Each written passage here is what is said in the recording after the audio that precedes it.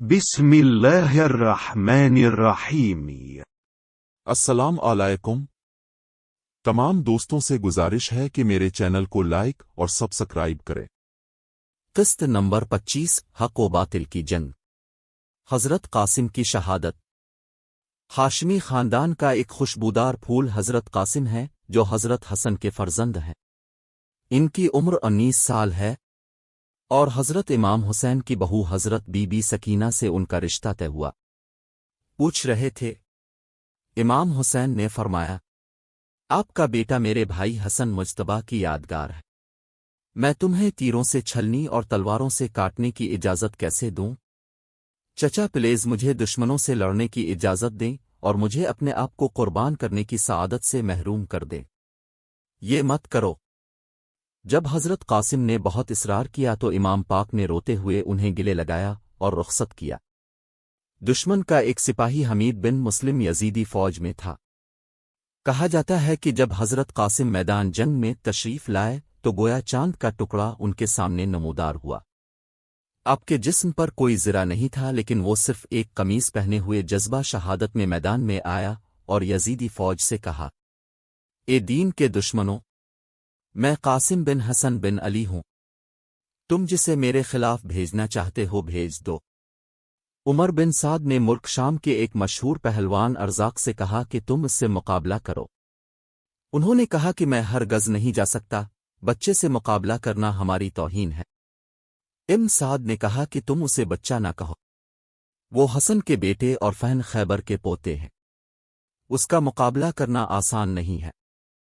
اس نے کہا کہ کچھ بھی ہو جائے میں ایسے بچے کا مقابلہ نہیں کر سکتا، البتہ میرے یہاں 4 بیٹے ہیں، میں ان میں سے ایک کو بھیج دوں گا، 1 منٹ میں وہ اس کا سر کاٹ کر اسے لے آئیں گے۔ میں آیا اور آتے ہی حضرت قاسم کو وار کیا۔ اس نے اپنی تلوار کو چکما دیا اور اس پر ایسی تلوار ماری کہ اس کی تلوار کٹ گئی۔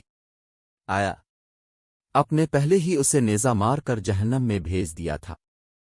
اب تیسرا بھائی غصے سے بھرا ہوا آگے بڑھا اور اسے گالیاں دینے لگا، غیرت کے خلاف ہے، یقیناً اب ہم آپ کو جہنم میں آپ کے بھائیوں کے حوالے کر دیں گے۔ یہ کہہ کر اپنے اسے بھی ککڑی کی طرح 2 ٹکڑے کر دیا۔ اب ارس کے چوتھے بیٹے نے شیر کی طرح گرج کر حضرت قاسم پر حملہ کیا۔ وہ پوری قوت کے ساتھ اٹھنے ہی والا تھا کہ اپنے اس کا سر اس کے جسم سے جدا کر دیا۔ جب ہاشمی بہادر نے صرف چند منٹوں میں ارس کے 4 بیٹوں کو قتل کر دیا تو اس کا سارا غرور خاک میں ملا دیا، تو وہ غصے سے کانپنے لگا اور جن کو وہ اپنی توہین سمجھتا تھا اب ان سے لڑنے کے لیے بے چین ہو گیا۔ وہ ہاتھی کی طرح دھاڑتے اور شیر کی طرح دھاڑتے ہوئے میدان میں آئے اور حضرت قاسم کو للکارا، لڑکو، موت کے لیے تیار ہو جا، یہ آپ کے سر پر آ گیا ہے۔ اپنے فرمایا کہ دولت کا دعویٰ کرو گے تو دوسروں کے لیے دہشت کا پہاڑ بنو گے، تم نے ہاشمی بہادروں کو ابھی تک نہیں دیکھا، ہماری رگوں میں خدا کے شیر کا خون ہے، اس لیے ہمارے نزدیک یہ مچھر اور مکھی سے زیادہ نہیں ہے۔ یہ طنز سن کر ارزاق اور بھی غصے میں آ گیا اور اس نے حضرت قاسم پر نیزے سے حملہ کیا، اسے بیکار بنا دیا، پھر اپنے بھی نیزہ مارا جو خالی تھا۔ اس طرح کچھ دیر تک دونوں طرف نیزوں کی لڑائی ہوتی رہی۔ اس کے بعد ارزق نے تلوار نکالی اور اپنے بھی تلوار نکال لی۔ چنانچہ جب اس نے اپنے بیٹے کی تلوار اس کے ہاتھ میں دیکھی تو کہا کہ یہ تلوار ہمارے بیٹے کی ہے، تمہارے پاس کہاں سے آئی؟